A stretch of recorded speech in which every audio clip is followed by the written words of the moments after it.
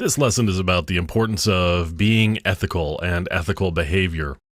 One really important reason for exhibiting ethical behavior and being ethical is that it inspires trust, and trust is a really important thing when you're looking for people to engage you in the activity of ethical hacking.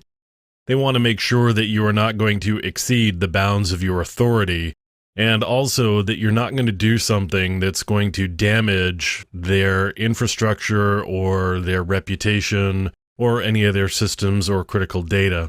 As with any testing, hacking comes with risks, and it's important to always get permission before you do anything with a client or any sort of engagement. Here's an example here of an instance where someone didn't get permission and things got a little out of hand.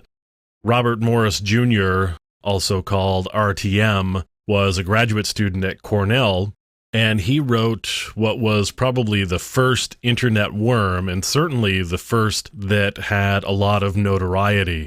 Morris said that the worm got out of his control, and he had originally expected that it was only going to stay in the lab where he was doing some work. Instead, it got through what was then the entire internet and took down a large number of systems.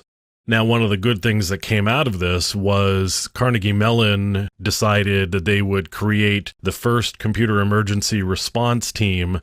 But in the meantime, lots of users were without any ability to get to systems or get to the internet at large. So again, it's really important to get permission before you do anything. It's also really important to know what you've agreed to do. So when you get permission, you need to make sure that it's very clear what it is you've agreed to. You need to understand what the scope of your authority is and what systems you're allowed to touch and systems that you are not allowed to touch. As I mentioned earlier, hacking, as with any testing, comes with risks. And here's an example of the risk that you take with any sort of computer testing. A worker at United Airlines was doing some systems testing, and there was an error that occurred, and as a result, about 300 flights were impacted, either delayed or canceled. So lots of people were impacted due to this one error that occurred. No matter how careful you are, there's always a risk that you're going to have some negative impact on a system.